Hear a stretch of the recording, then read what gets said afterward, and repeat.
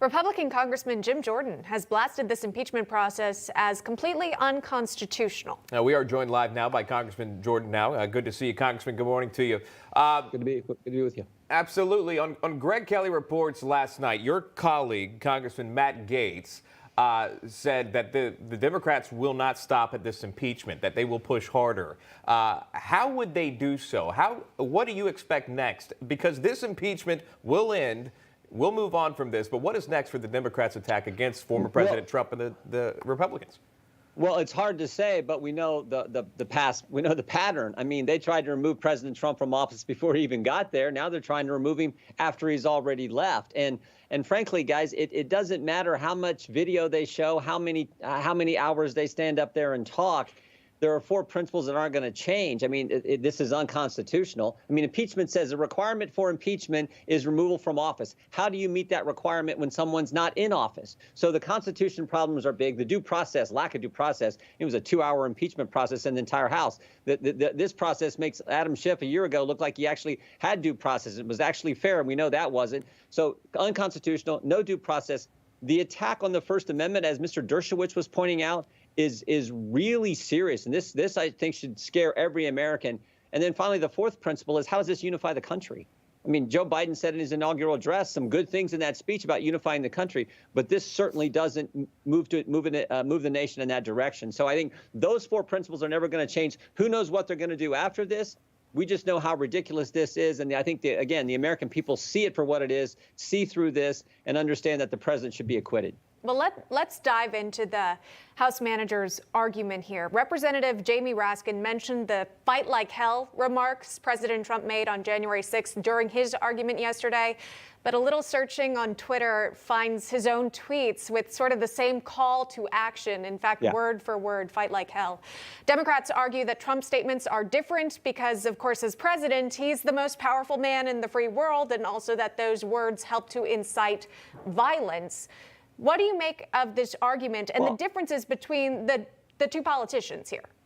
No, this is the double standard that Americans hate. Democrats are allowed to say fight like hell. Republicans aren't. Democrats are allowed to say elections were stolen. Republicans aren't. Democrats are allowed to object to 10 states on January 6, 2017, including Mr. Raskin, but Republicans aren't allowed to object to 6 states on January 6, 2021. Democrats are allowed to walk around the metal detector, as Ms. Pelosi did last week. Republicans have to walk through it. Democrats are allowed to say we need more unrest in the streets last summer, when in fact there was unrest in the streets. But President Trump gets impeached for telling people at the rally to peacefully and patriotically make your voices heard. This, more than anything else, this double standard is what Americans hate. And the Democrats, they want to have it both ways. They want to be able to say whatever they want, exercise their First Amendment liberties. But, Republicans can't do that. We're going to impeach the president of the United States after he's left office for things that they said that I think are much closer to the incitement standard that the Supreme Court set in the Brandenburg case than anything the president said in his January 6th speech.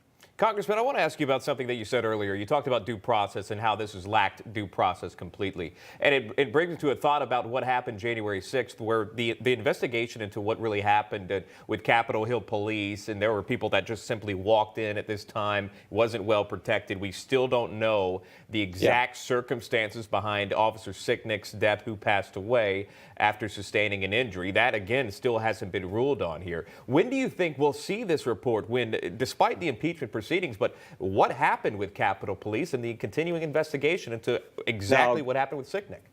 No, great questions, and we do need to get to the bottom of all this. There were those four principles. I also say there are 4 key facts that aren't going to change either. Remember, the FBI knew about the planned attack ahead of time. There were pipe bombs that were planted ahead of time. The Capitol Police asked the Sergeant of Arms, asked for additional help, asked for the National Guard to be present beforehand. And of course, the president said peacefully and patriotically, make your voices heard. So those 4 facts cut against everything the Democrats said. We'd like some answers to what the FBI knew, when they knew it, how they got that information, what all was involved. We'd like information on why, when the Capitol Hill police asked for National Guard to be present, why that was denied.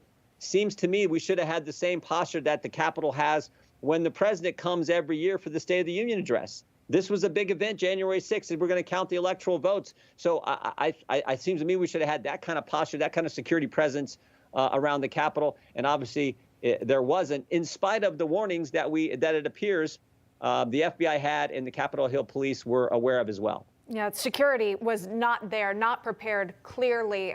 They have now sort of stationed in Washington, D.C., which, of course, looks much different than it has, earlier in the year. I want to talk to you, though, about also a comment made last night on Greg Kelly Reports. Congressman Gates told Greg that Republicans are not fighting back as hard as they should be right now. And so I'll ask you, Congressman, if potentially Republicans take control of the House in 2022, which I know the GOP is hoping they will, should they try to impeach Joe Biden or another Democrat president based on the precedent that's been set with this trial?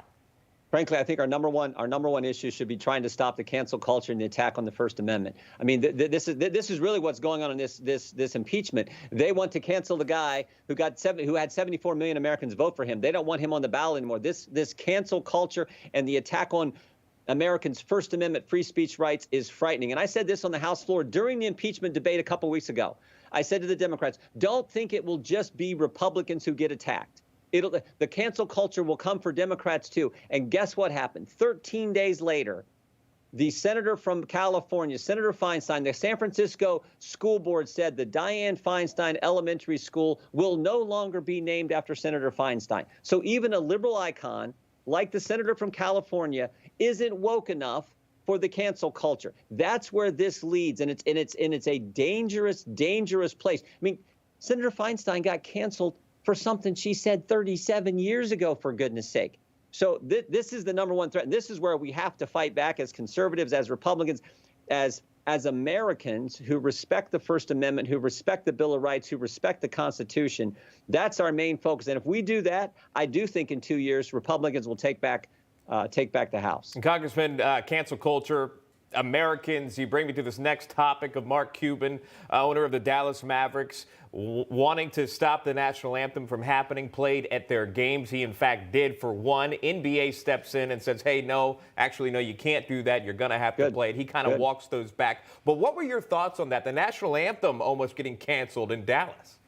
So it's today's left. I mean, look, you had athletes who won't stand for the national anthem. Some of those athletes got USA written across the back of their jersey. You'd have the owner of an NBA franchise saying the same thing. You got Joe Biden on the very first day doing an executive order to cancel the 1776 commission, a commission which talks about the wonderful principles that make America the greatest country ever, the dangers of communism, the dangers of fascism, the importance of the nuclear family, all just good, solid principles. And he cancels that. And then just last week, we had a motion offered by Congressman Gates in the Judiciary Committee that we Republicans supported, which said, why don't we do the Pledge of Allegiance before full Judiciary Committee hearings? After all, this is the committee that's supposed to protect the Constitution, the Bill of Rights, the First Amendment, those things we were just talking about. Why not have us say the Pledge of Allegiance before important full committee hearings in front of the Judiciary Committee? And the Democrats said no. So this is just today's left. It's another thing we got to push back against, because if you don't have that focus on just what a special nation we have, I think that undermines the values that make us special in the first place.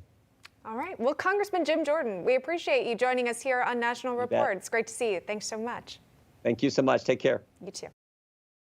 Hi, Emma Reckenberg here. If you like this video, there's a whole lot more to see on Newsmax TV. You can watch for free right here on our YouTube live stream and be the first one here each time our experts break down real news.